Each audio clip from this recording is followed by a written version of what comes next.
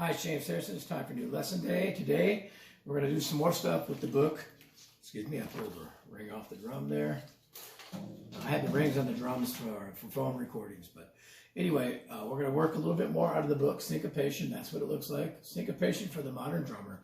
And again, I'm on page 37. Now, keep in mind, there are like 7 to 8 exercises full of these rhythms. A lot of them do repeat, but it's just some exercises that are very common amongst a lot of colleges and a lot of people who study, especially jazz, where you play jazz ride pattern and time with your hi-hat and maybe your bass drum before on the floor, and you read the rhythm in the left hand, or then you break it up between the left hand and the right foot and whatnot.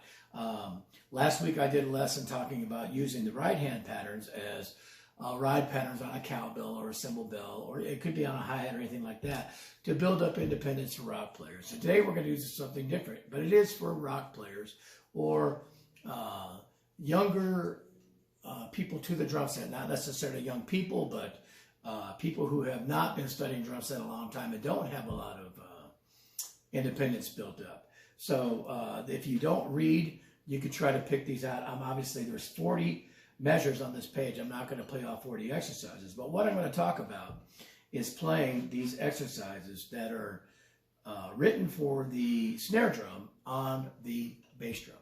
And so what we're going to do, the first exercise is like this: 1 and 2 and 3 and 4 and 1 and 2 and 3 and 4 and. Okay?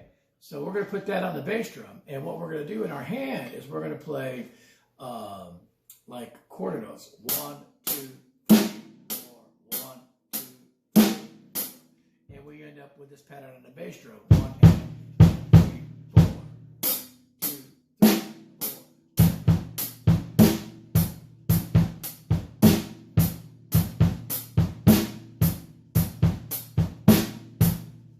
So there's the first pattern. So we do have a note that's common between the kick and the snare, and it's on beat 3 in this case. We'll go a little faster.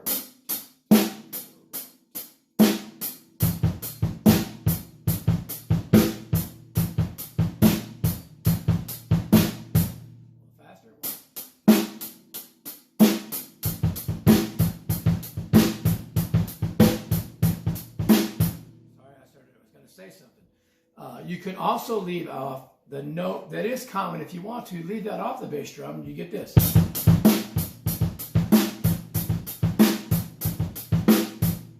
Or put it back in. When you put it back in, it does line up. Okay, so there's the first measure. So that gives you some more independence or bass drum exercises. The second measure, we have 1 and 2 and 3 and. Excuse me. 1 and 3 and 4 and 1, 2, 3, 4. 1, 2, 3 and 4 and 1, 2.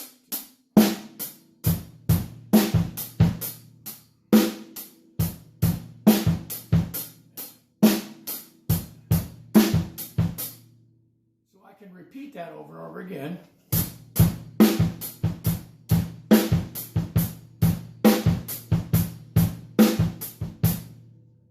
Now we have another bass drum pattern.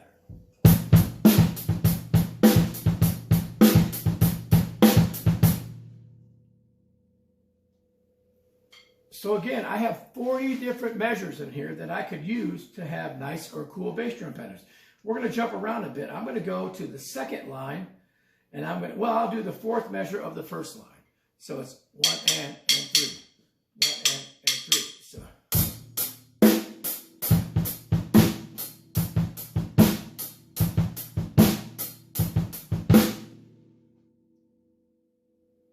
If you don't want to line those up, drop that one note out.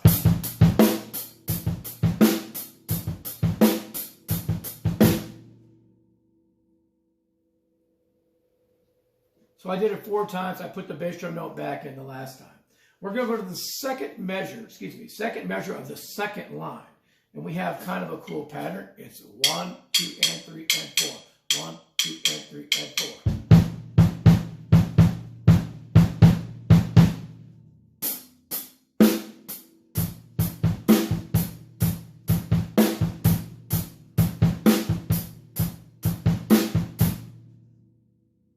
That's a great pattern.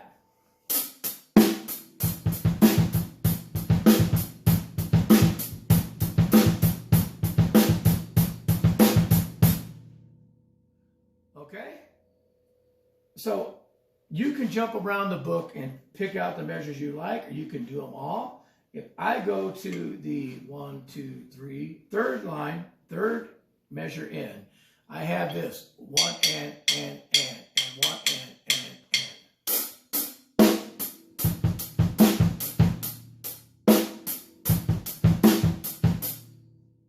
Now I'm going to loop it.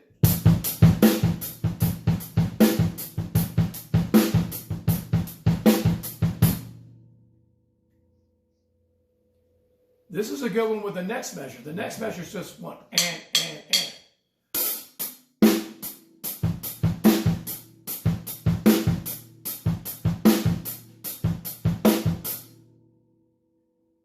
So if I put those two together,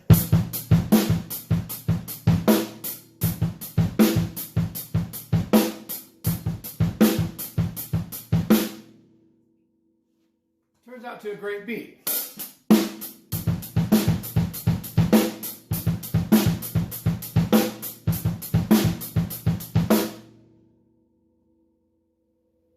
Okay, so I'm going to jump down one more time later in the piece, and there's a, let me find which one I really like.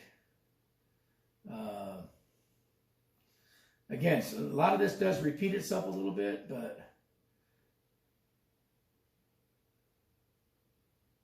all right, I'm on the second to the last line in the third and fourth measure, so we have two measures we've done before combined. 1 and, which was the same as the second measure. And then the second measure, the second line. 1 and. We put that together.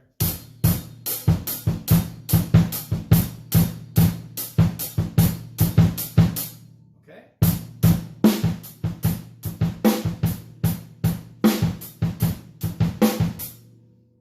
It's a nice beat.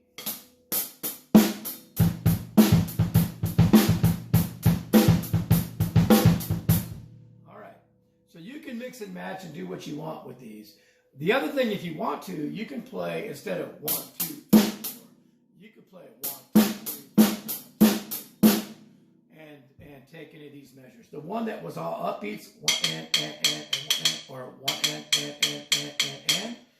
With this.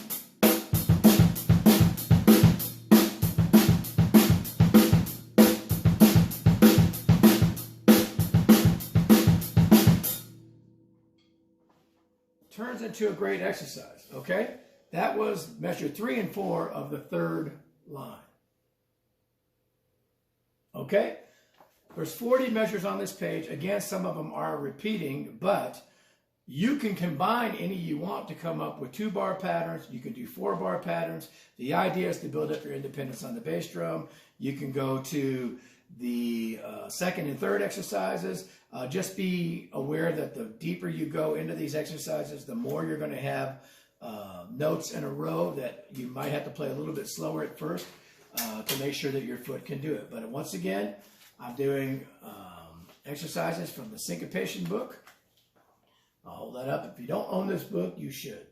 Okay? Syncopation for the Modern Drummer. It is a snare drum book originally, but it's turned into one of the most used drum set books there is. We're just trying to use it in a rock way. There you go. I'm just using exercise 1 right now and picking random measures. You can go back and do this on your own. There's 10 lines with 4 bars each, so you can do, 4-bar exercises, 2-bar exercises, 41-bar exercises. You can combine anything, mix and match, and come up with something, and it builds up your independence on your foot. And once you get really good at it, you can change your hand patterns around if you want to. I'm just trying to give you the most basic form. The 2 exercises that would be the easiest to start with are 1, 2, 3, 4, 1, 2, 3, 4, or 1, 2, 3, 4, 1, 2, 3, and then put the kick patterns however you want. So if I do this one.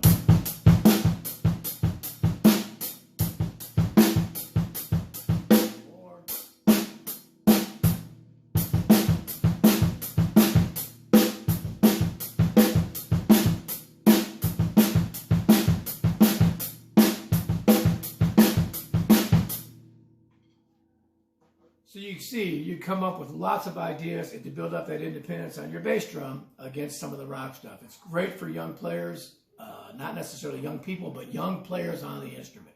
If you're 60 and you're just started the drums, it's still the same thing. So give it a try. Thanks.